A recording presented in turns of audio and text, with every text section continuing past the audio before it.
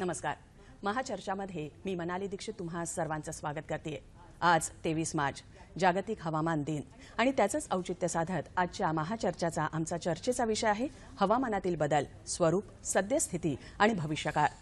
तसं बघायला गेलं तर 21व्या शतकामध्ये आपण विज्ञान आणि तंत्रज्ञानामध्ये प्रगती केली तेव्हापासूनच विकास जरी झाला असला तरी साहजिकच काही संकटं आपणच ओढवून घेतली आणि त्यातीलच महत्त्वाचं एक संकट होतं म्हणजे हवामानात होणारे अनपेक्षित बदल, तसंच प्रदूषण आणि एकंदरीतच संरक्षक थर जो असतो तो विरळ होणं. आणि मग साहजिकच या संकटांमुळे दुष्परिणामही व्हायला लागले. मानवी साधन संपत्तीवरती दुष्परिणाम झाले, कृषी उत्पादकता घसरली, पशु पक्षी मानवी जीवनावरती देखील दुष्परिणाम व्हायला लागले. तेव्हा काळाची चिन्ह ओळखून आपण वेळीच खबरदारीचे उपाय घेण्याची गरज आहे आणि याचसाठी जनजागृती करण्याच्या उद्देशानं आज आम्ही चर्चेचा विषय ठेवलेला आहे हवामानातील बदल, स्वरूप, सद्यस्थिती आणि भविष्यकाळ. या चर्चेमध्ये सहभागी होण्यासाठी माझ्यासोबत स्टुडिओमध्ये काही तज्ज्ञ मंडळी आहेत. त्यांची सर्वप्रथम मी ओळख करून देते. KS होसाळीकर आहेत, उपमहासंचालक प्रादेशिक हवामान विभाग मुंबई. तसंच डॉक्टर KK डाखोरे, सहाय्यक प्राध्यापक कृषी हवामानशास्त्र विभाग, वसंतराव नाईक मराठवाडा कृषी विद्यापीठ. चंद्रशेखर भडसावळे आहेत, यशस्वी असे शेतकरी आहेत. अभिषेक वाघमारे हवामान अभ्यासक आहेत आणि ऊर्जा तज्ज्ञ आहेत प्रसाद लिमये. नमस्कार. या तज्ज्ञ मंडळींसोबत आणि त्यांच्याकडून आपण मार्गदर्शन सल्ला घेणारच आहोत. मात्र याच विषयाशी निगडीत एक ध्वनी चित्रफित सर्वात प्रथम पाहूया.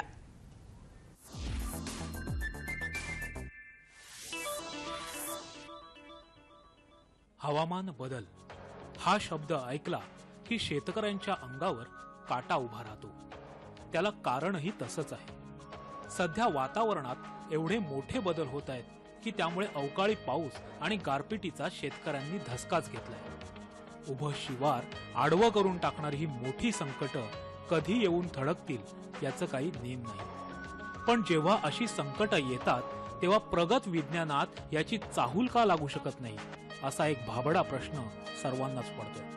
खरंच विज्ञान तंत्रज्ञानाने इतकी प्रगती केली आहे की वातावरण बदलाचे संकेत मिळणारी यंत्रणाच आपण उभी का करू शकत नाही? किमान संकटाची कल्पना आल्याने मानसिक तयारी तरी करता येईल, कारण त्या संकटापासून पीक वाचवणं तसं कठीणच आहे. वाढते शहरीकरण, प्रदूषण आणि कार्बन उत्सर्जनामुळे वातावरणावर कमालीचे परिणाम होत आहेत. मराठवाडा आणि विदर्भात तर अधिकाधिक शेती संकट गडद होत असताना या वातावरण बदलाने मोठे नुकसान होत आहे. मग त्यावरून पॅकेज आणि नुकसान भरपाईचं राजकारण शेतकऱ्यांचा जीव मेटाकुटीला आणतो. अनेक आंतरराष्ट्रीय वातावरणावरील परिषदांमध्ये बराच खल झालाय, परंतु पारंपरिक पद्धतीने पेरणी आणि लागवड करण्याच्या पद्धतीत बदल करणं गरजेचं वाटतंय असं अनेक कृषी तज्ज्ञांचं मतही आहे. परंतु यावर शास्त्रज्ञांच्या मदतीने प्रत्येक भौगोलिक प्रदेशाच्या वातावरणाचा अंदाज घेऊन योग्य ते बदल करणं गरजेचं आहे. केवळ पॅकेज आणि कर्जमुक्ती करून शेती प्रश्न सुटणार नाहीत, तर त्यावर सर्वंकष विचार विनिमय, उपाययोजना आणि तितक्याच तत्परतेने अंमलबजावणी करणंही गरजेचं आहे. सध्याच्या वातावरणाचं बदलाचं स्वरूप लक्षात घेऊन त्यावर साधक बाधक चर्चा करण्यासाठीच आजची ही महाचर्चा.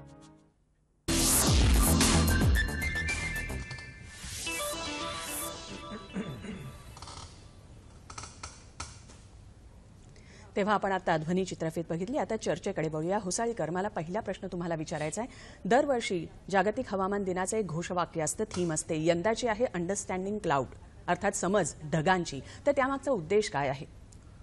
सर्वसाधारणतः जे आपण आकाशात ढग बघतो त्याच्याकडे आपण फार कुतूहलाने बघतो आणि त्याचा जर का अभ्यास जर का आपण बघितला तर त्याचे उल्लेख अलीकडच्या काळामध्ये मेघदूत जे लिहिलं गेलं कालिदासांनी त्याच्यामध्ये पण ढगांच्या वरतीच ते आधारित आहे. उपनिषद जे आहेत आपली त्याच्यामध्ये पण ढग कसे तयार होतात अशा प्रकारच्या गोष्टीचा त्याच्यामध्ये पण सारासार केलेला आहे. आणि एवढ्या पुरातन कालापासून त्याचा अभ्यास होत असतानाही असं आढळून आलं की अजूनही आपण त्या ढगांच्या बाबतीत बऱ्याचशा गोष्टी अशा आहेत की ज्या आपल्याला बऱ्याचदा ते विस्मयचकित करतात. आणि या ढगांनी भल्याभल्यांना वेळ लावलं हवामान तज्ज्ञांना, कलाकारांना, चित्रकारांना, फोटोग्राफर्सना, कवी, महाकवी सर्वांना एक आकर्षित करून घेणारा हा आकाशात नेहमी राहणारा घटक आपल्याला दिसतो. सृष्टीचं जे जलचक्र आहे ज्याला आपण पाणीचक्र म्हणतो तर त्याच्यातला हा एक अतिशय महत्त्वाचा घटक आहे जो त्या संपूर्ण चक्राचा एक कंट्रोल करणारा भाग आहे असं आपण म्हणूया. तर त्याच्या बाबतीत जास्त संवेदना, जास्त जागरूकता लोकांमध्ये निर्माण व्हावी, जास्त माहिती लोकांपर्यंत पोहोचावी आणि ती माहिती आपल्याला सर्वांना मिळावी. त्याच्याने मग बरेचसे हवामानाचे प्रश्न सुटू शकतील. बरोबर. ह्या उद्देशानेच यावेळी जागतिक हवामान संघटनेने अगदी बरोबर हे घोषवाक्य तयार केले की अंडरस्टँडिंग क्लाउड म्हणजे ढगांची ओळख आपल्याला अजून होण्याची गरज आहे. अच्छा, डाखोरे, आपला कृषीप्रधान देश आहे आणि जेव्हा हवामानामध्ये अनपेक्षित असे बदल होतात, अवकाळी, गारपीट, आत्ता नजीकच्या काळातच मराठवाड्यामध्ये देखील आपल्याला पाहायला मिळाले आणि वेळोवेळी आपण अशा संकटांचा सामना शेतकरी करताना दिसतोय. ते एक शेती प्रधान देशामध्ये कशा प्रकारे हवामानातील अनपेक्षित बदल जे असतात ते दुष्परिणाम करतात? जसं आता ह्या 2016 मध्ये आणि 2017 आता सुरू झालेला 2016 हा एकदम चांगला होता मराठवाड्याच्या दृष्टिकोनातून आणि महाराष्ट्राच्या दृष्टिकोनातून समाधानकारक पाऊस झालेला आहे. 2017 मध्ये जे रब्बी पिकाचा आहे शेवटी हार्वेस्टिंग फेजला हा जो अनपेक्षित पाऊस होता, अवकाळी पाऊस म्हणू आपण त्याला किंवा गारपीट, त्यांनी बरंचसं नुकसान केलेलं आहे. आणि जे क्लायमेट चेंजवरती स्टडी झालेले आहेत वर्ल्ड लेवलवरती, भारतामध्ये अनेक शास्त्रज्ञांनी याच्यावर प्रोजेक्शन्स दिलेले आहेत की बाबा तापमानामध्ये बदल झाला, 1 डिग्री सेल्सिअसने वाढ झाली तर किती उत्पन्नात लॉस होऊ शकते, किती यील्ड कमी होऊ शकते. असंच सिरियल्स क्रॉप आहे त्याच्यामध्ये गहू आहे किंवा मेज आहे किंवा तुमचं राईस आहे, याच्यामध्ये 1 डिग्री सेल्सिअस मध्ये तापमानात वाढ झाली तर कमीत कमी 5 ते 6% तुमचा यील्ड मध्ये लॉस होत आहे. त्याच्याप्रमाणेच आपल्याला जो IMD कडून मौसम विभागाकडून जो डेटा येतो आठवड्यातून 2 वेळेस हवामान आधारित फोरकास्टिंग येते. ह्या फोरकास्टिंगहून आम्ही काय करतो की प्रत्येक डिस्ट्रिक्ट लेवलला शेतकऱ्यांना माहिती देतो की आपापल्या भागामध्ये हवामान कसं असेल येत्या 5 दिवसाचं. आणि ही लास्ट वीक मध्ये आम्हाला ज्यावेळेस हा अवकाळी पाऊस झाला त्याच्या अगोदर त्यांनी दिलेली होती की बाबा तिसऱ्या आणि चौथ्या दिवशी तुमच्या इथं 2 जिल्हे वगळता बाकी सगळ्या जिल्ह्यामध्ये पाऊस पडण्याची शक्यता आहे. तर ही अशी माहिती आम्ही शेतकऱ्यापर्यंत पोहोचून ती उपयोगी करू शकतो आणि या लॉसेस बद्दल आपण वाचू शकतो. बरोबर. भटसावळेजी, सगुणा बाग शेती केंद्र तुम्ही उभारलेलं आहे, खूप मोठा अभ्यास आहे शेती क्षेत्रातला. कर्बाचं स्थिरीकरण खूप महत्वाचं आहे असं मानलं जातं, त्याचा शेतीशी नेमका संबंध कसा काय सांगाल? कर्ब जे आहे ते वायू रूपामध्ये हवेत आहे, लिक्विड स्वरूपामध्ये ते वनस्पती आणि प्राण्यांमध्ये, आणि सॉलिड म्हणजे घन स्वरूप हे जमिनीमध्ये. कर्ब वायू हवेमध्ये गेला की तिथे तो सगळा प्रश्न निर्माण करतो. आणि हे आता जे हवामान बदल किंवा जागतिक तापमान वाढ आहे हे कर्ब वायू हवेमध्ये जास्त वाढला. म्हणजे तो असायला पाहिजे 300 पार्ट्स पर मिलियन, तो आहे 400 पार्ट्स पर मिलियन. तिथे हा प्रश्न निर्माण झाला. हा कर्ब जर जमिनीमध्ये स्थिर झाला तर जमिनीची सुपीकता वाढते, जमिनीचे आणि पिकांचे सगळे प्रश्न सुटतात. म्हणजे शेती जास्त चांगली, सुलभ आणि उपजाऊ होते. आपल्याला काही करून हा कर्ब हिरव्या वनस्पती आणि सूक्ष्म जंतूंच्या माध्यमातून हा जमिनीमध्ये स्थिरावला गेला पाहिजे ह्युमसच्या स्वरूपामध्ये. आणि असं ह्युमस जर आपल्या जमिनीमध्ये वाढलं म्हणजे हवेतला कर्ब कमी होऊन जमिनीमध्ये जर कर्ब वाढला तर जमिनीची सुपीकता वाढते आणि त्याच्यामधून सगळे प्रश्न सुटतात. बरोबर. हे आपल्याला करायला पाहिजे. आणि याचं जे तंत्र आहे हे तंत्र जमिनीची मशागत, जमीन न नांगरणं, जमिनीमध्ये कोणत्याही प्रकारची अवजारं न चालवता शेती शून्य मशागत तंत्राने पिकवता येईल, हे ते तंत्र आहे आणि ते अवगत करायला पाहिजे. अच्छा, वाघमारे, हवामानामध्ये अनपेक्षित बदल होताना दिसतात, हवेमध्ये गुणवत्ता जी असते ती देखील घसरताना दिसते. नेमका हा बदल होतोय हे कसं काय जाणवून येतं? आता साधारण आपण उदाहरण घेतलं भारतातल्या मान्सूनचं, तर मान्सून आपल्या इंडियन ओशन जे आहे भारताच्या दक्षिणेकडे, तिथून जे वारे येतात भारताकडे आणि ते कशामुळे येतात तर त्या इंडियन ओशन वरचं तापमान आणि भारताच्या भूभागावरचं तापमान हे जेव्हा उन्हाळ्यात वाढायला लागतं त्यानंतर ते वारे भूभागावरची हवा वरती गेल्यामुळे ती जागा भरून काढायला समुद्रावरचे वारे आत येतात आणि ते वारे आपल्याला पाऊस देतात. तर आता ह्यातले बदल कशामुळे होतात तर ग्लोबल वॉर्मिंग आपल्याला आपण माहितीये की 0.8 आणि 0.9 डिग्रीनी 125 वर्षात तापमान वाढलेलं आहे पृथ्वीचं. तर ते तापमान समुद्रावर वेगळ्या अंशाने वाढलंय आणि जमिनीवर वेगळ्या अंशाने वाढलंय. तर त्यामुळे जे काही पूर्वीचे प्रमाण होते पावसाचे ते साहजिकच त्यामुळे थोडे थोडे बदलणारच. बरोबर. आणि आता बदल असे होत आहेत त्यात की पावसाच्या प्रमाणात कदाचित कमी बदल असतील, पण पावसाच्या एक्स्ट्रीम इव्हेंट्समध्ये म्हणजे काही ठिकाणी खूप जास्त पाऊस तर काही ठिकाणी खूप कमी पाऊस, पुढच्या वर्षी त्याच काही ठिकाणी खूप कमी पाऊस तर जिथे मागच्या वर्षी कमी होता तिकडे जास्ती पाऊस, असे एक्स्ट्रीम इव्हेंट्स जास्त वाढलेले आहेत. बरोबर. म्हणजे क्लायमेटमध्ये एक्स्ट्रीम चेंजेस दिसून येत आहेत. तुमच्याकडेही ऊर्जेच्या संदर्भात येते लिमय, मात्र क्षणभर विश्रांती घेऊया. चर्चा अशीच पुढे चालू राहील.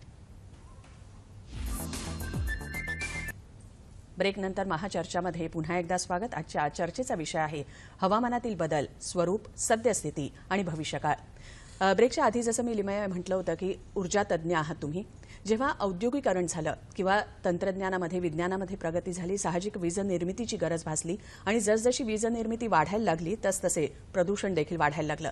तर एक ऊर्जा तज्ज्ञ म्हणून तुमचं काय मत आहे? सध्या आपल्या भारतामध्ये 3 लाख मेगावॅट ऊर्जेचं उत्पादन होतं, जी आपल्या घरगुती आणि व्यावसायिक आणि इंडस्ट्रीसाठी वापरली जाते वीज. त्यातली जवळपास 60% वीज ही कोळसा आणि वायू या तर्फे तयार केली जाते.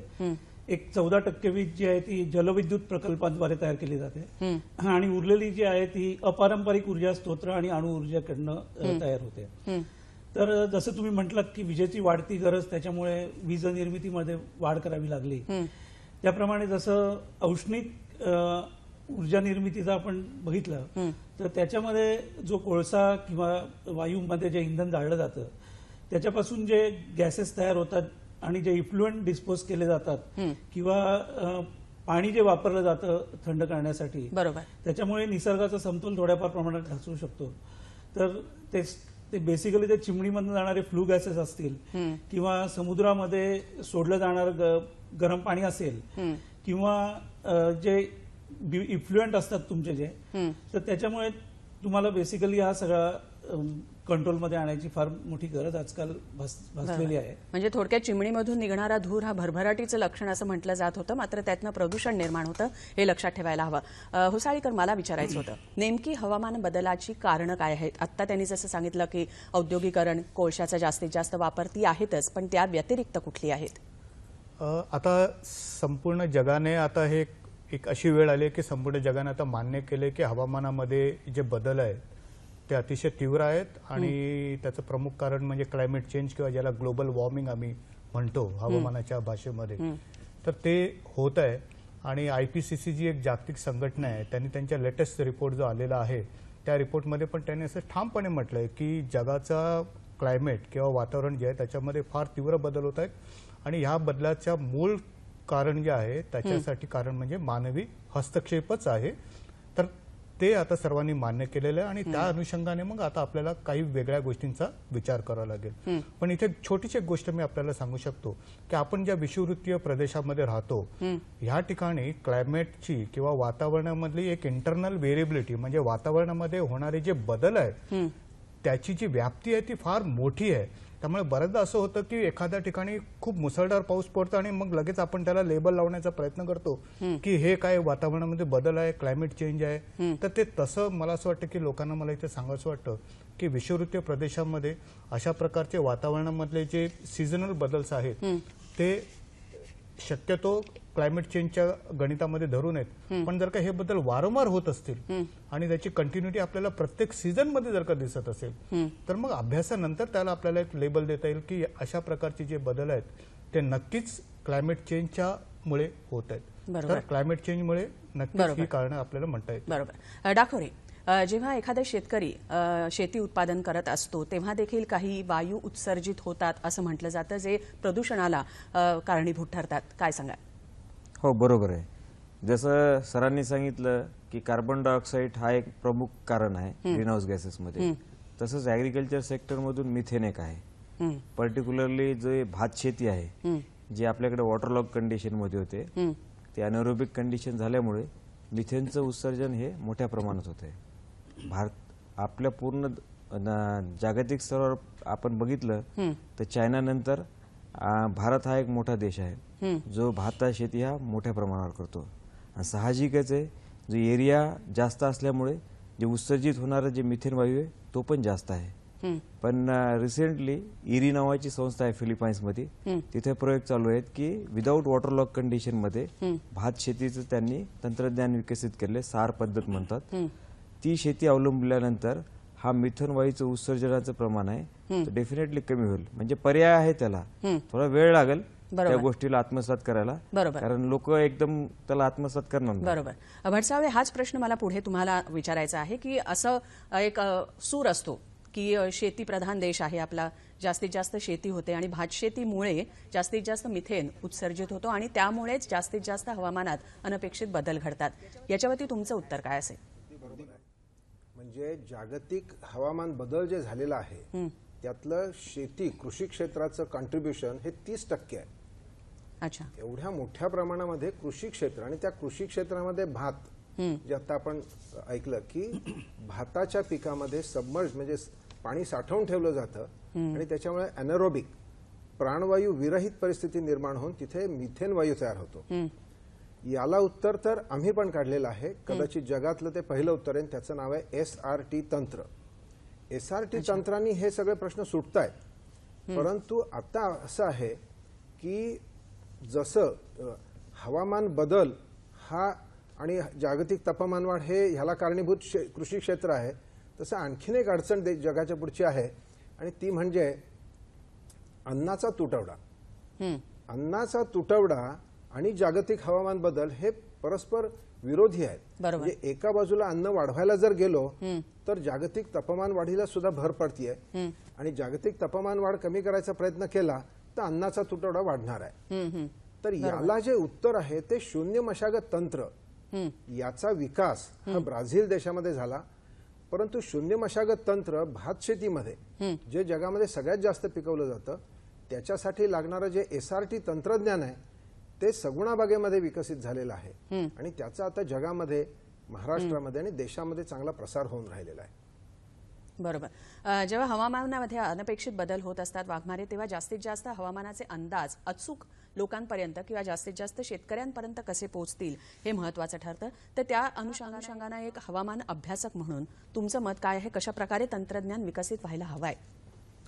एक छोटीशी पार्श्वभूमी देतो की 2016चा पाऊस आपण म्हणतो की नॉर्मल मान्सून होता, जो चांगला पाऊस झाला भारतात.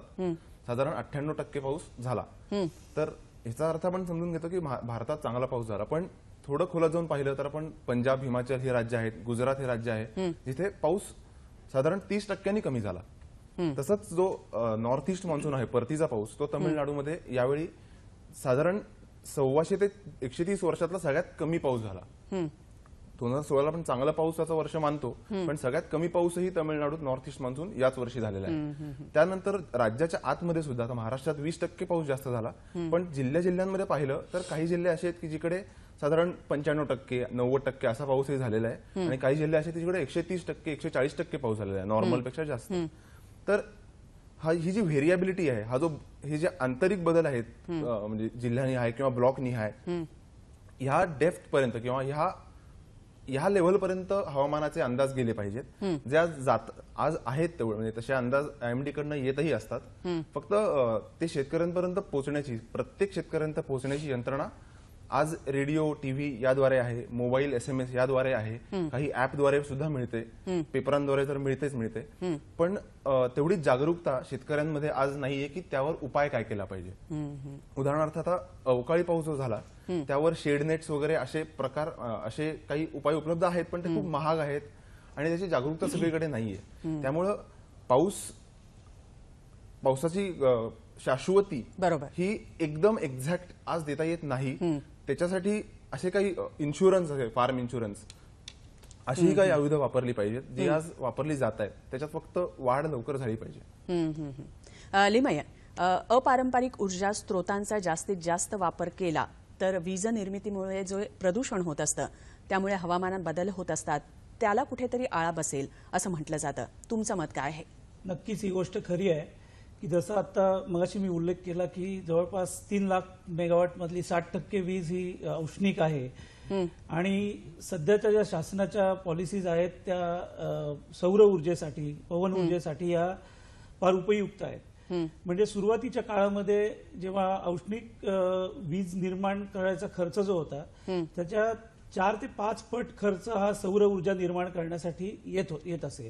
कारण ते जे फोटोव्होल्टाईक जे तंत्रज्ञान आहे ते आपल्याला ते सिलिकॉन आणि इम्पोर्ट करावं लागतं आणि त्याच्यावर बऱ्याच गव्हर्नमेंटचे कर आणि ड्युटीज आणि मॅन्युफॅक्चरिंग हे सगळं फार क्लिष्ट तांगडं होतं. आता सध्या जी सौर ऊर्जेचा जो प्रचार आणि प्रसार चाललेला आहे शासनाकडून किंवा जी जागरूकता निर्माण झालेली आहे तर त्याच्यामुळे याला फार चांगल्या प्रकारे मदत होऊ शकते. कारण सौर ऊर्जा जसं सूर्य हा स्रोत आहे ऊर्जेचा, बरोबर, सूर्याने इतकी ऊर्जा दिलेली आपल्याला की त्यातली पिकं घेतली किंवा काही ऊर्जा जरी निर्माण केली तरी आपण 1% ऊर्जेचा सुद्धा वापर आपण त्यातला करत नाही.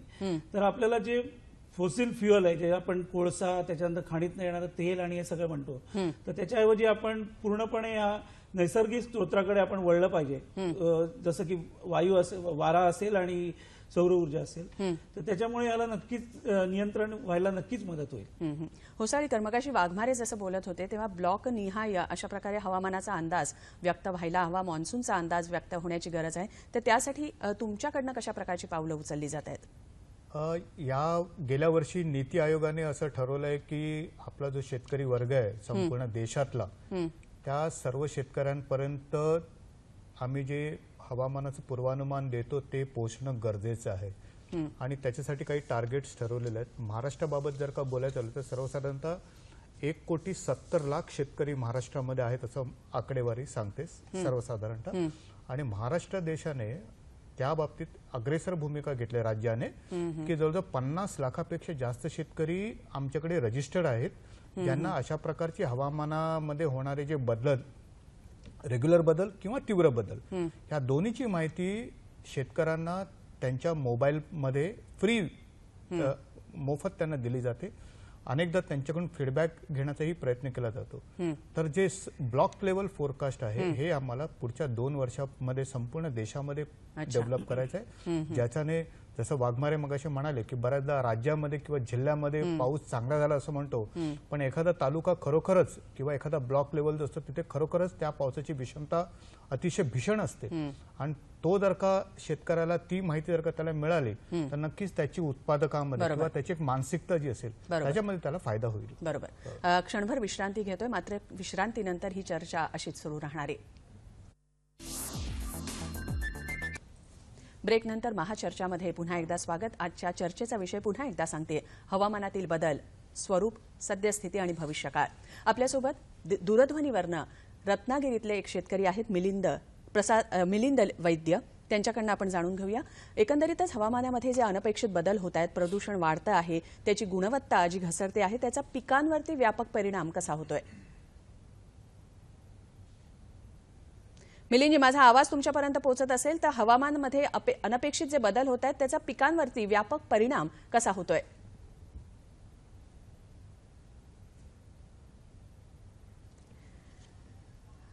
त्यांच्यापर्यंत आपला आवाज पोहोचत नाहीये. डाखोरेजी, हाच प्रश्न मला तुम्हाला विचारावासा वाटतोय की विविध जी पिकं असतात त्यांच्यावरती दुष्परिणाम होत असतो हवामानामध्ये अनपेक्षित बदल झाल्यानंतर. कधी उष्णता अधिक वाढते, कधी धूळ वाढते, त्यातली कण जे असतात धुलीकण, त्याचा पिकांवरती दुष्परिणाम कसा होतो. जसं की आपण पाहिलं ग्रीन हाऊस गॅसेस आहेत. ग्रीन हाऊस गॅसेस मध्ये प्रामुख्याने कार्बन डायऑक्साईड प्रमाण हे वाढलं की म्हणजे त्याचबरोबर तुमचं तापमान पण वाढणार. तापमान वाढल्यानंतर तुमचं जी पिकाची पाण्याची रिक्वायरमेंट होती, वॉटर रिक्वायरमेंट, ती पण वाढणार. आणि मुळातच तुमचा हे व्हॅरिबिलिटी खूप आहे मान्सून मध्ये. म्हणजे तुमचं पाऊस कमी पडतोय त्यामुळे भूगर्भामध्ये पण पाणी कमी आहे. जर का तुम्ही तुमच्याकडे पाणी द्यायची परिस्थिती आली ते पाणी सुद्धा देऊ शकत नाहीत. म्हणजे एकंदरच तुमचं फेल्युअर जास्त आहे. मान्सून जर चांगला झाला नाही आणि असंच हे जे ग्रीन हाऊस गॅसेसचं प्रमाण वाढत राहिलं तर तापमानामध्ये वृद्धी होणारच होणार आहे. त्यामुळे आपल्याला ह्या गोष्टी ज्या मायक्रो लेवलवरती आहेत, जसं होसाळीकर सरांनी सांगितलं की येत्या 2 वर्षामध्ये ते ब्लॉक लेवलला फोरकास्टिंगला जाणार आहेत. याच्यानंतर आपल्याला नियोजन करता येईल की मायक्रो लेवलला आपल्याला त्या विभागामध्ये काय काय प्रॉब्लेम्स आहेत आणि ते प्रॉब्लेम टॅकल करण्यासाठी आपल्याकडे टेक्नॉलॉजी आहे. त्या टेक्नॉलॉजीनं आपण कसं त्याचं समाधान करू, याच्यावर निश्चितच समाधान होण्यासारखं आहे. कारण की पाऊस हा एका जिल्ह्यामध्ये सर्वत्रच होत नाही. काही भागामध्ये चांगला होतो, काही भागामध्ये होत नाही. ज्या भागामध्ये झालेलं नाही त्या भागामध्ये आपण ही टेक्नॉलॉजी घेऊन निश्चितच त्याच्यावर ओव्हरकम करू शकतो. बरोबर. मिलिंद वैद्यांशी पुन्हा एकदा संपर्क प्रस्थापित झालेला आहे. पुन्हा एकदा त्यांच्याशी संपर्क प्रस्थापित करण्याचा आम्ही प्रयत्न करू. भडसावळे, एकंदरीतच कार्बनचं प्रमाण घटवण्याचं आव्हान सध्या संपूर्ण जगासमोर आहे. तर त्या अनुषंगानं काय आपल्याला करता येईल वैयक्तिकरित्या सांगू शकाल तुम्ही? सगळ्यात महत्त्वाचं म्हणजे याच्यासाठी जे म्हणजे ग्लोबल वॉर्मिंग जे होतंय ते ग्लोबल वॉर्मिंग जर कमी करायचं काम करायचं असेल तर तो करणारा जो डुअर आहे म्हणजे शेतकरी, त्या शेतकऱ्याचं काम साधं सोपं, त्याला असं तंत्र पाहिजे की जो ते स्वीकारू शकेल आणि ते स्वीकारल्यानंतर त्याला त्याच्यात चांगलं यश मिळेल. त्याच्यामध्ये त्याची उत्पादकता घटता कामाची नाही. आणि असं जे तंत्र आहे कन्झर्वेशन ॲग्रिकल्चर किंवा त्याला एक पर्यावरण पूरक असं जे तंत्र आहे ते शून्य मशागत तंत्र आहे, संवर्धित शेती, ही जर आपण केली तर ती शेतकऱ्याच्या दृष्टीने सोपी होऊ शकेल. असे प्रत्येक शेतकऱ्यांनी जर आपल्या परीने हवेतला कर्ब जर जमिनीमध्ये थोपवला आणि त्याचं जमिनीमध्ये हे स्थिरीकरण जर झालं तर जमीन सुपीक होते. जमिनीमध्ये त्याची पाणी ड्रेनेज म्हणजे पाणी झिरपण्याची क्षमता वाढते आणि जमिनीची उत्पादकता वाढते. या गोष्टी आपल्याला करायला पाहिजेत. बरोबर. पुन्हा एकदा प्रस्थापित झालेला आहे संपर्क. मिलिंद वैद्य रत्नागिरीतील प्रगतिशील शेतकरी आहेत. जयगड तालुक्यातल्या रीड गावामध्ये गेली 30 ते 35 वर्ष ते यशस्वीरित्या शेती करतात. मिलिंदजी, तुमचं स्वागत करते महाचर्चामध्ये. मला विचारायचं आहे की हवामानामध्ये जे अनपेक्षित बदल होत असतात त्याचा व्यापक असा परिणाम पीक उत्पादनावरती आणि कृषी उत्पादकतेवरती होत असतो, तर काय सांगाल? कृषी उत्पादनावर फरक पडतो. याचा अर्थ पाऊस जास्ती झाला तर किडीचं प्रमाण वाढतं. कीड वाढली तर जमिनीची धूप होते.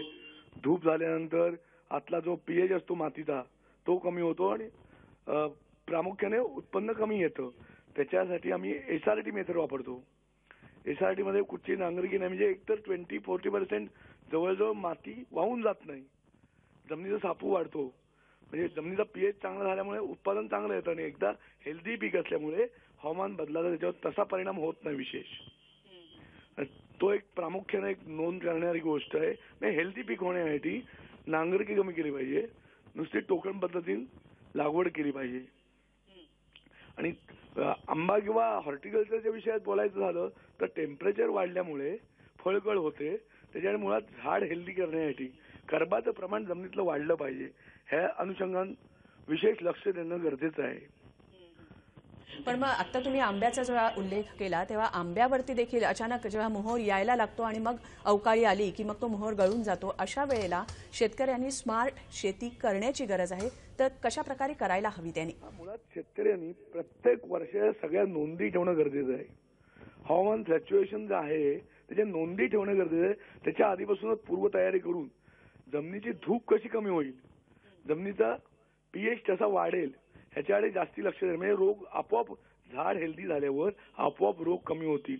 आम्ही भात शेतीत तर एसआरटीचा उपयोग करतोयच. एसआरटी पद्धतीमुळे यंदा आमचं हायएस्ट ईल्ड आलंय. ह्या वर्षी विक्रमी उत्पादन 192.24 metric ton per hectare SRT पद्धतीत आलंय. त्याच्यात कुठची नांगरकी नाही, त्यामुळे मुळात चिखल वाहून गेला नाहीये आणि जमिनीत मुळं राहिल्यामुळे कर्बाचं प्रमाण वाढलंय जमिनीतलं आणि त्याच्यामुळे झाडं हेल्दी होत आहेत. धन्यवाद मिलिंदजी, खूप छान माहिती दिलीत. खूप खूप धन्यवाद.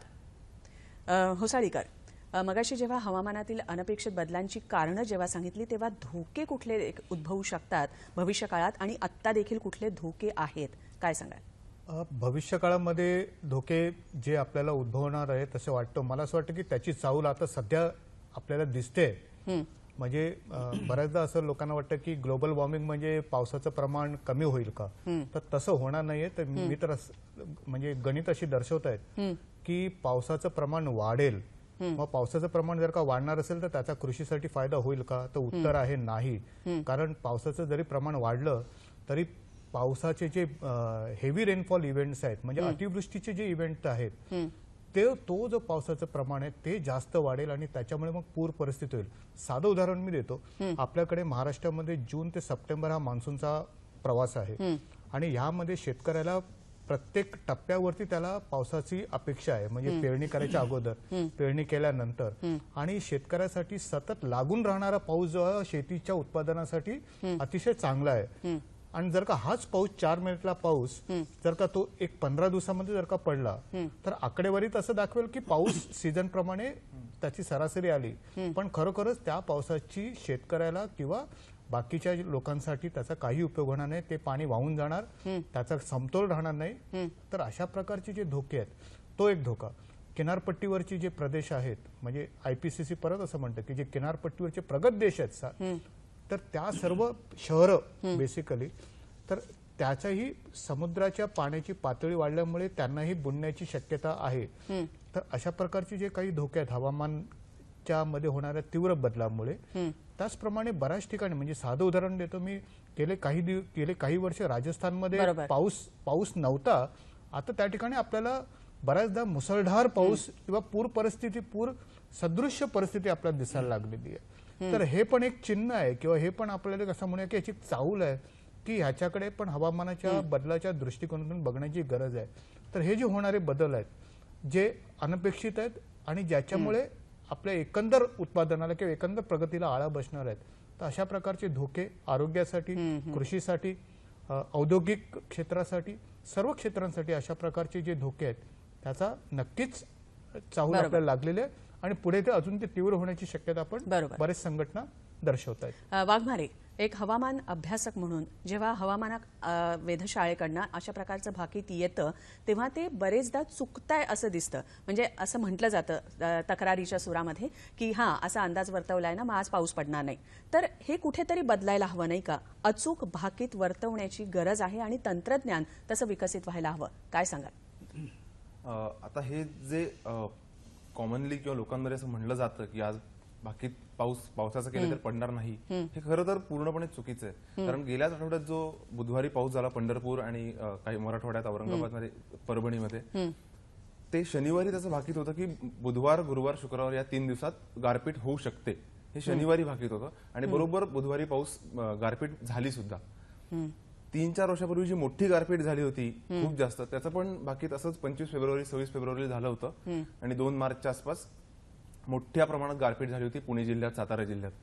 तर आणि इव्हन पावसाचं सुद्धा असं आहे की म्हणजे मान्सून 4 महिन्याचा पाऊस, ह्याचा भाकीताचा प्रश्न असा असतो की ते 4 महिन्याचं जे भाकीत असतं ते खूप मोठ्या अंतराचं भाकीत आहे, मोठ्या काळाचं भाकीत आहे. ते थोडंफार पुढे मागे होऊ शकतं कारण ऑगस्ट म्हणजे आपण जे भाकीत एप्रिल आणि मे मध्ये करतो, ऑगस्ट मध्ये काही परिस्थिती बदलली, खूप जास्त बदलली, सप्टेंबर खूप जास्त बदलली, तर ते पूर्णपणे ते आकडेवारी बदलू शकते आणि आपल्याकडे ऑक्टोबर पर्यंत पाऊस एक्सटेंड होतो. पाऊस तो ऑक्टोबर मधला समजा एखाद्या वर्षी पडला नाही काही कारणांमुळे, जी कारणं सप्टेंबरमध्ये तयार झाली आहेत, त्यामुळे ते आकडे बदलू शकतात आणि मग भाकीत बदलतं. ह्या कारणामुळे थोडासा समज पसरला आहे की भाकीत चुकतं.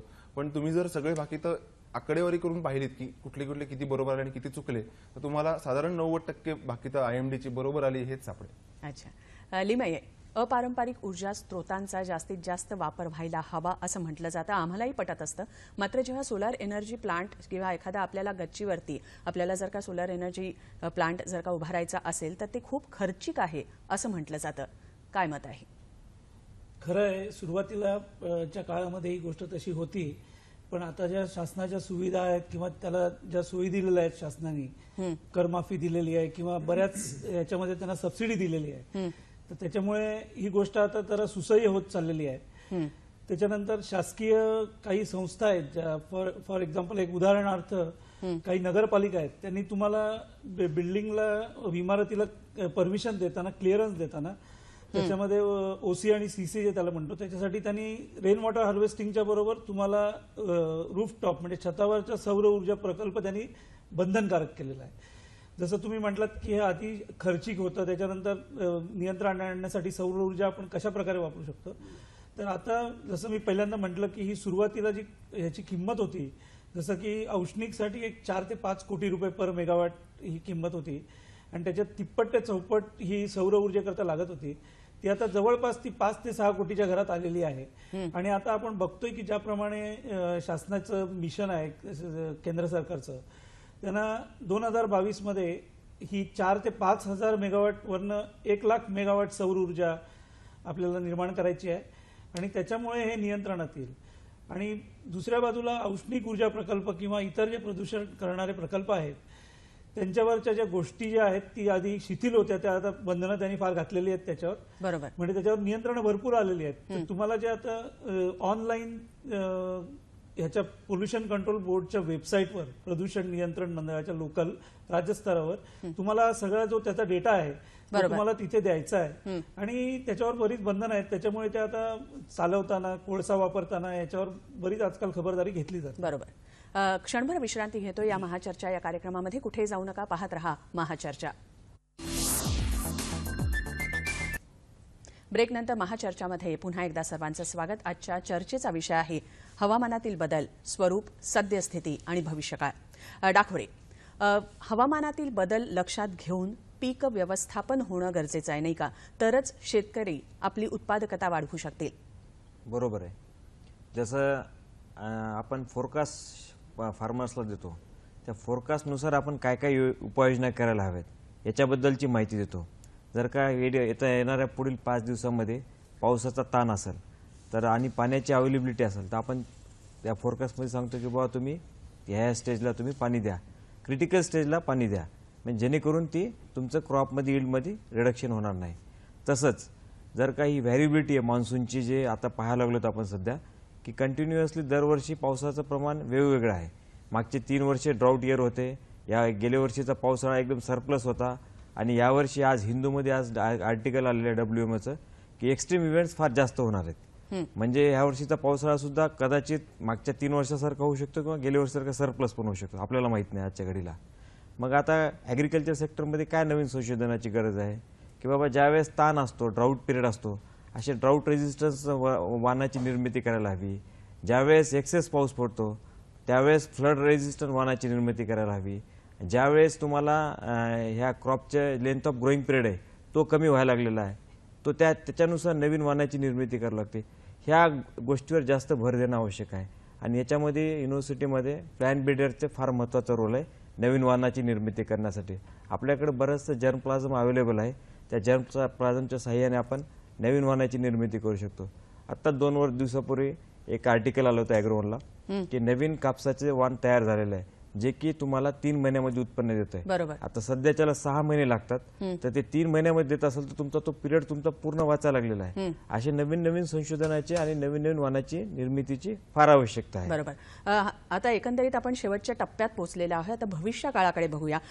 डाखोरे, मला तुम्हालाच प्रश्न विचारायचा आहे की भविष्य काळामध्ये आता तुम्ही कृषी विद्यापीठामध्ये आहात म्हणून मला विचारायचं आहे, कृषी क्षेत्रामध्ये शेतकऱ्यांपर्यंत अधिकाधिक सूचना ज्या असतात हवामानातर्फे हवामान विभागाकडे त्या पोचल्या पाहिजेत, तरच त्यांना पीक व्यवस्थापन आणि स्मार्ट शेती करता येईल. काय सांगाल अगदी थोडक्यात?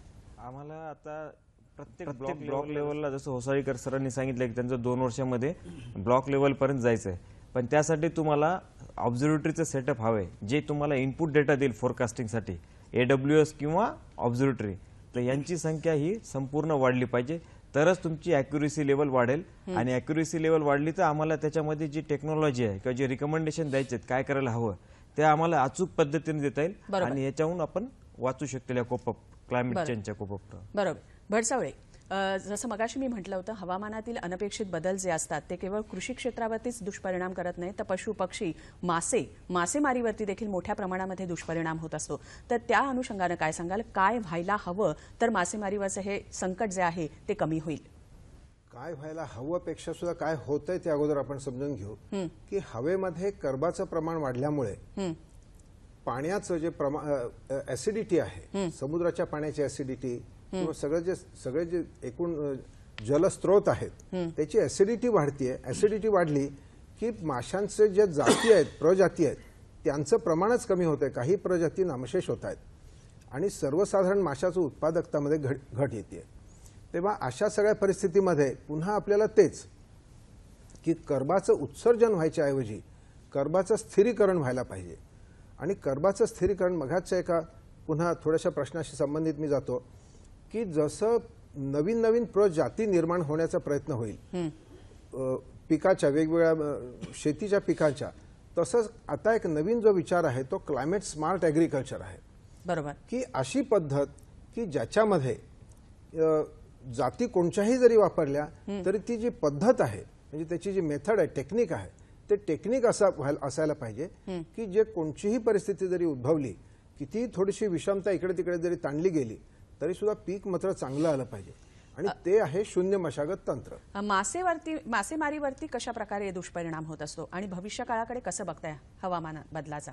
मासेमारीकडे म्हणजे माशाचं उत्पादन जे नैसर्गिक उत्पादन आहे, जिथे मासेमारीचा संबंध येतो, ते मासेमारीचं जे नैसर्गिक उत्पादकता आहे ती पुन्हा ग्लोबल वॉर्मिंगशी संबंधित आहे. ती ग्लोबल वॉर्मिंग कमी झाल्याशिवाय याच्यावरचे दुष्परिणाम कमी होणार नाहीत. परंतु मत्स्य शेती करणं शक्य आहे. मत्स्य शेतीमध्ये आपल्याला ह्या सगळ्या गोष्टी कंट्रोल करता येऊ शकतात शेतकऱ्याला. आणि मत्स्य शेतीकडे लक्ष दिलं गेलं पाहिजे.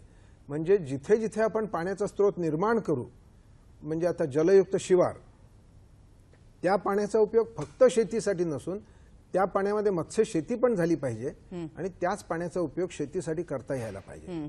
असं जर झालं तर दोन्हीसाठी फायदा होऊ शकेल. वाघमारे, आता जेव्हा भविष्य काळाबद्दल आपण बोलत होतो तेव्हा मला सांगा, शहरी भागामध्ये आजकाल आत्ताच आलेल्या अहवालानुसार दिल्लीपेक्षाही काही दिवस मुंबईतलं वातावरण जे आहे, हवा जी आहे, सगळ्यात म्हणजे तिची गुणवत्ता अतिशय वाईट प्रकारची होती, वाईट दर्जाची होती. तर भविष्य काळामध्ये काय व्हायला हवं तर अधिकाधिक गुणवत्ता हवेची सुधारू शकेल? त्याला अनेक कारण आहेत. आता व्हेकल्स हे कारण आहे, इंडस्ट्री हे खूप मोठं कारण आहे, पॉवर प्लांट्स आणि रस्त्यांवरची धूळ जी असते तेच खरं सगळ्यात मोठे कारण आहेत हवेच्या प्रदूषणासाठी. आणि गाड्यांचं प्रमाण हे आहेच आहे, पण आपण जर आकडेवारी पाहिली तर तुलनेने रस्त्यावरची धूळ, पॉवर प्लांट्स हे जास्त कारणीभूत आहेत त्यासाठी. तर जसं मगाशी लिमय सरही म्हणाले की औष्णिक प्रकल्पातून आपण अपारंपरिक प्रकल्पांकडे म्हणजे आपण वळत आहोत, तेच एक त्याचं खूप चांगलं म्हणजे मोठं सोल्युशन आहे. दुसरी गोष्ट, शहरांमध्ये तुम्ही म्हणलात की शहरांमध्ये दाटीवाटी इतकी जास्त असते की ज्याच्यामुळे हीट खूप जास्त ट्रॅप राहते आणि खूप दाटीवाटीमुळे ती हीट काय म्हणतात ती अशी डिस्पर्स होत नाही. त्याच्यामुळे सुद्धा शहरांची तापमानं थोडीशी जास्त आधीपेक्षा, म्हणजे तुम्ही बघितलं तर 20 वर्षांपूर्वी जसं होसाळीकर सर नेहमी सांगतात की मुंबईचे सी ब्रीज हे पुण्यापर्यंत पोहोचायचे पूर्वी, तर आता त्याच्या काही तशी गोष्ट राहिलेली नाही. कारण दाटीवाटी, कन्स्ट्रक्शन हे इतके वाढलेले आहेत की ज्यामुळे ही ट्रॅप राहते आणि हे सगळे जे अनेक भौगोलिक विभागांचे एकमेकांशी संबंध होते ते कमी होत चाललेले आहेत. बरोबर. तर शहरीकरण जास्तीत जास्त डिस्पर्स पद्धतीने जास्तीत जास्त विभागलं गेलं पाहिजे किंवा ते मोठं झालं पाहिजे, एका ठिकाणी कॉन्सन्ट्रेट होण्याच्या. लिमय, जेव्हा अपारंपरिक ऊर्जा स्रोतांचा विषय निघतो तेव्हा जास्तीत जास्त विषय बोलला जातो तो सोलार एनर्जी. मात्र विंड एनर्जी, पवन ऊर्जा देखील तितकीच महत्वाची आहे. काय त्याच्याकडे जर का वळलं तरी देखील प्रदूषण आणि हवामानाचा कस जो आहे, गुणवत्ता जी आहे ती अधिक उत्तम होऊ शकेल, नाही का? पवन ऊर्जा आणि सौर ऊर्जा या म्हणजे आता जे आपण अपारंपरिक ऊर्जा स्रोताबद्दल बोलतोय, तर त्या पवन ऊर्जेसाठी तो तसाच स्त्रोत असला पाहिजे. म्हणजे तिथलं काय म्हणतात लोकेशन, ते साईट तसं असलं पाहिजे. त्याचं स्टडी करून, जसं आपण सातारच्या भागात बघितलं पश्चिम महाराष्ट्रात, तर तिकडे पवन चक्क्या भरपूर आहेत, तिकडे हे आहे. पण त्याला एक लिमिट आहे, म्हणजे त्याला लोकेशनचं एक लिमिट आहे. तसं सौर ऊर्जा म्हणजे आपल्या भारतामध्ये, भारत हा सौर ऊर्जा म्हणजे त्याला आशीर्वाद आहे सूर्याचा असं आपण म्हणू शकतो. कारण जगातल्या बऱ्याच देशामध्ये इतकं सूर्याचं तापमानही नसतं आणि इतकं इरॅडिएशनही मिळत नाही. तर आपल्याला ते 5 ते 7च्या मध्ये भारतामध्ये जरी मॉडरेट असलं तरी ते चांगल्या प्रमाणात मिळतं.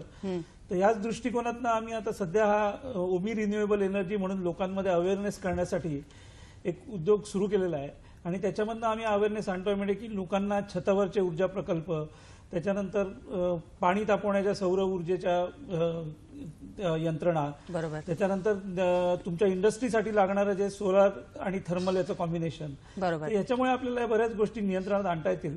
तुम्ही जसं खर्चांबद्दल बोललात तसं त्या खर्चांपेक्षाही तुम्हाला जी वीज सध्या ज्या रेटनी मिळते तसं जसं शासनाने नेट मीटरिंगची पॉलिसी आणली आहे, तुम्ही ती ज्या रेटनी घेताय त्याच्यापेक्षा कमी खर्चात तुम्ही ती आपल्या छतावर निर्माण करू शकता. अशा विविध प्रकारच्या गोष्टी आपल्याला करता येऊ शकतात आणि त्या सध्या साध्य होईल घातल्या. बरोबर. होसाळीकर, आरोग्य, पर्यटन, ऊर्जा क्षेत्रासाठी देखील हवामान विभागाच्या काही योजना आहेत का? महाराष्ट्र शासनाबरोबर हवामान विभागाने करार केलेला आहे. तसा करार अजूनही दुसऱ्या राज्यांमध्ये पण केला आहे आणि हा करार आहे उष्ण लहरी ज्या खास करून मराठवाडा आणि विदर्भा सब डिव्हिजनमध्ये होतात आणि ज्याच्याने बरेचशा प्रमाणामध्ये प्राणहानी आणि लोकांचं नुकसान होतं. तर त्यापासून बचाव करण्यासाठी हवामान विभागाने एक प्रणाली सुरू केली आहे, त्याला हीट ॲक्शन प्लॅन असं आम्ही म्हणतो. तर त्या अनुषंगाने तिकडच्या लोकांसाठी, तिथे राहणाऱ्या लोकांसाठी हवामान विभागातर्फे येत्या 5 दिवसामध्ये कशा प्रकारचं मॅक्झिमम टेम्परेचर म्हणजे कमाल तापमान राहणार, हीट इंडेक्स किती असेल, डिस्कम्फर्ट किती असेल आणि त्याच्यामुळे लोकांना काय त्रास होणार आहे, तर अशा प्रकारचे पूर्वानुमान पुढच्या 5 दिवसासाठी आम्ही महाराष्ट्र शासनाला देतो. महाराष्ट्र शासन अशा प्रकारच्या ज्या वेदर ॲडवायझरीज आहेत हवामानविषयीच्या त्याला ते हेल्थ ॲडवायझरीमध्ये म्हणजे आरोग्यविषयी ॲडवायझरीमध्ये सल्ल्यांमध्ये कन्वर्ट करतं आणि त्याचा फायदा आता आम्हाला बऱ्याच ठिकाणी दिसून येतो. अशा प्रकारच्या ज्या कृती आहेत त्या आता आपल्याला आजूबाजूच्या राज्यांमध्ये पण अशा प्रकारचे, ओरिसा म्हणा, गुजरातमध्ये पण अशा प्रकारचे चालू आहे. पर्यटन आता हा जो आहे पूर्वी फक्त काही विशिष्ट लोकांसाठीच मर्यादित होता. आता असं माझं मत आहे की सर्वसामान्य जनता पण पर्यटनासाठी उत्सुक आहे. तर त्यांना जाताना एखाद्या ठिकाणी जर का त्याला महाबळेश्वरला किंवा एखाद्या दूरस्थ ठिकाणी जर का जायचं असेल तर तिकडचे तापमान, तिकडचे हवामान येत्या 5 दिवसात, येत्या 15 दिवसात कसं असेल, कशा प्रकारचे वारे असेल, टेम्परेचर्स किती कमी असतील किंवा जास्त असतील, जर का एखाद्या ठिकाणी तो गोव्याच्या समुद्रकिनाऱ्यावर जाणार असेल बरोबर तर हवेची काय स्थिती असेल, तर अशा प्रकारची बरीचशी माहिती हवामान विभाग तर्फे देण्याचा प्रयत्न केला जातोय. बरसावळे, शेवटचा प्रश्न मला तुम्हाला विचारायचा आहे. अगदी मोजक्या प्रश्नात शब्दामध्ये मला उत्तर अपेक्षित आहे. हवामान बदल आणि कृषी क्षेत्राचा भविष्यकाळ याकडे तुम्ही कसं बघताय? अगदी थोडक्यात. मला असं की कृषी क्षेत्रामध्ये प्रत्येक शेतकऱ्याला हे कळायला पाहिजे की नेमका या शेतकऱ्याचा त्याच्यामध्ये रोल काय आणि त्याच्यासाठी लागणारं ही जे शून्य मशागत तंत्र आहे हे अजूनही आपल्या देशामध्ये येताना दिसत नाहीये. याच्याविषयी लवकरात लवकर जास्तीत जास्त ह्या शेतकऱ्यांपर्यंत हे ज्ञान पोचायला पाहिजे आणि ते विद्यापीठांनी त्याच्यावर संशोधन करून ते शेतकऱ्यांपर्यंत पोचवायला पाहिजे लवकरात लवकर. डाखोरे, तुमचं मत काय आहे अगदी थोडक्यात? जसं झिरो टिलेज म्हणतायत त्याप्रमाणे बरेचसे कालापासून याच्यावर प्रयोग झालेले आहेत आणि शेतकऱ्यांपर्यंत त्याचं डिसेमिनेशन पण झालेलं आहे. परंतु त्याची एक खरी अवेअरनेस आता की काळाची गरज आहे आणि ती शेतकऱ्यांना पटवून देण्यात आपण कुठेतरी हे पडतो, कमी पडतो. तर त्यासाठी आपल्याला जास्तीत जास्त प्रयत्न करावा लागेल, आउटरीच जास्त करावं लागेल, रिमोट लोकेशनला आपल्याला जावं लागेल. वाघमारे, अगदी थोडक्यात काय मत आहे? मला असं वाटतं की क्रॉपिंग पॅटर्न ह्याच्यावर जे IMD खूप जास्त प्रमाणे ॲडवायझरी देत असतं. त्यानुसार जिल्हा नियोजन समिती वगैरे असते, जी डिस्ट्रिक्ट प्लॅनिंग कमिटी वगैरे आहे, ते याच्यात इन्व्हॉल्व्ह झाले पाहिजेत, त्यांच्यात शेतकरी प्रतिनिधी असले पाहिजेत आणि जे काही पूर्वापार चालत आलेली शेती आहे ती आता कुठेतरी त्याच्यात एक डेव्हलपमेंट होऊन एक मॉडर्नाइज, एक इंडस्ट्री किंवा एक मॉडर्नाइज शेती अशी एक सगळीकडे लाट पसरली पाहिजे. अगदी बरोबर. लिमये, अगदी थोडक्यात ऊर्जा क्षेत्राला डोळ्यासमोर ठेवून काय सांगाल? ऊर्जा क्षेत्रामध्ये आता जसं प्रदूषण नियंत्रण मंडळांनी जे तुम्हाला नॉर्म्स घालून दिलेले आहेत, ज्या लिमिट आहेत, त्याच्यामध्ये तुम्ही त्या काटेकोरपणे पाळल्या पाहिजेत, त्याचं पालन केलं पाहिजे आणि त्या प्रकारे तुम्ही तुमचे ऑपरेशन्स केले पाहिजेत प्लॅन्टचे. कारण सल्फर आहे, कार्बन मोनॉक्साईड आहे, कार्बन डायऑक्साईड आहे किंवा नायट्रोजन मोनॉक्साईड हे किंवा समुद्रात सोडलं जाणारं गरम पाणी आहे, तर हे नियंत्रित आणण्यासाठी आपण त्या प्रकारचे डिसल्फरायझेशनचे प्लांट हे सगळे म्हणजे आपण त्याच्या मानसिकता बदलली पाहिजे आणि आपण या स्वतःला पावलं बंधनं घालून उचलायला घेतली पाहिजेत आणि पावलं उचलायला बरोबर. पाहिजेत. धन्यवाद. तुम्ही इथे आलात आणि खूप छान माहिती दिलीत. आज जागतिक हवामान दिनानिमित्त कशा प्रकारे सद्यस्थिती आहे आणि भविष्य काळामध्ये काय करू शकतो याबद्दल खूप छान सल्ला दिला. त्याबद्दल खूप खूप धन्यवाद. एकंदरीत आता आपण चर्चेचं ऐकल्यानंतर आपल्याला जाणवतं की हवामानाचा समतोल राखणं, हवेची गुणवत्ता राखणं हे 90% मानवाच्या हातामध्ये आहे आणि कृषीप्रधान देशामध्ये हवामान बदलानं रौद्र रूप आपल्याला दाखवलेलं आहे. तेव्हा वेळीच खबरदारीचे उपाय घेण्याची गरज आहे. हा महाचर्चा हा कार्यक्रम आम्ही इथे समाप्त करतोय. नमस्कार. नमस्कार.